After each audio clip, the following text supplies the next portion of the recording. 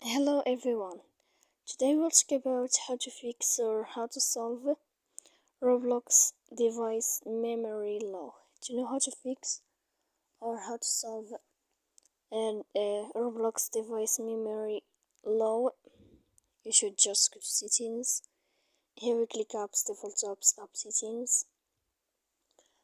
After that you will enter to Roblox and you will click. When you will find it, you will click on first stop and you will click OK. Here in this page we click on storage,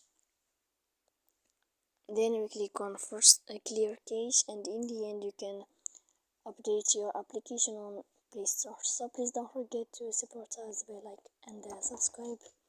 See you next time in another video, and thank you for your attention and your watching.